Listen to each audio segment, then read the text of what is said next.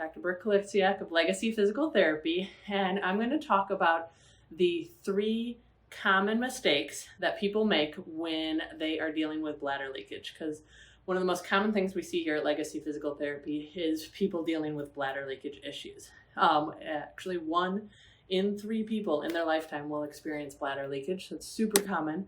Here to tell you that we are not just all marching down the path to diapers. There's definitely things you can do to make a difference on this. But unfortunately, there's some things that a lot of people try but are actually mistakes to do. So if you're dealing with bladder leakage, tune in and learn a little bit more about what you can do to avoid these 3 most common mistakes. So mistake number 1 is limiting fluid intake.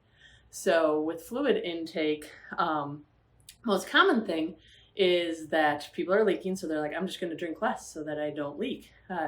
Unfortunately, what that can do is actually make our urine a little bit more concentrated, and because of that, our bladder may try and get rid of it sooner. And so it's going to send a stronger signal to us to say, hey, we need to get rid of this bladder or of this urine because it's very concentrated.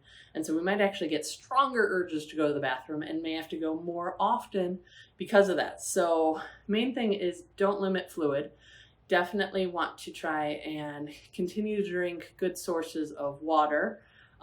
Mainly, that's your best source of fluid. Maybe trying to avoid the bladder irritants like caffeine and soda. So mistake number 1, limiting your fluid. Mistake number 2 that we see all the time is people just trying to pee all the time. They're like, I leak anytime I cough, laugh, sneeze, or anytime I jump or run. So I'm just going to go to the bathroom anytime I feel like there's a little bit of urine in there just to make sure my bladder's empty. I'm here to tell you, your bladder's never fully empty. We have what's called our post-void residual in there, and there's always a little bit of urine in there. So our bladder is designed to be a filling vessel. So it's designed to expand and accept all the urine in there and hold it until it's time to empty it. And for normal people, we should be going about every 2 to 5 hours. So if we're going just in case, and going to the bathroom all the time, that actually trains our bladder to go more often, and it can make it harder for us to get there in time. So if you're dealing with bladder leakage, you don't want to be going to the bathroom just in case. That can get you into some really bad habits. Okay. The 3rd mistake that I see people do who are dealing with bladder leakage is just accepting it and stopping the activities that they love to do. I can't tell you how many women that I hear from who are like, well, I used to love, doing plyometric workouts, or I used to do really high intensity workouts, or I really would love to go to the trampoline park with my kids, but I don't dare do that because any of those things are going to cause leakage. Or I want to run around and play with my kids, but I don't do it anymore because I'm going to leak. So don't stop doing the activities you love.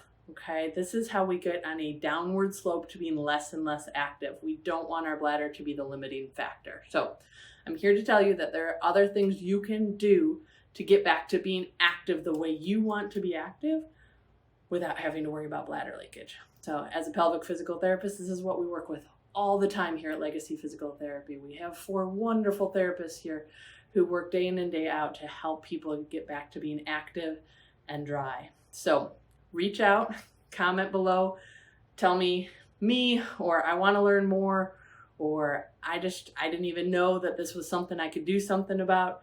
We want to get this information out there to as many people as possible. So hopefully you found this helpful. Actually what I'd really love to hear is which common mistake did you find most surprising? Was it number 1, that you shouldn't limit your fluid? Number 2, that you shouldn't empty your bladder more often? Or number 3, that you shouldn't stop doing the activities that you like? So in the comments below, put 1, 2, or 3 for which activity was the most surprising for you as a common mistake when you're dealing with bladder leakage. So see you guys next time. Take care.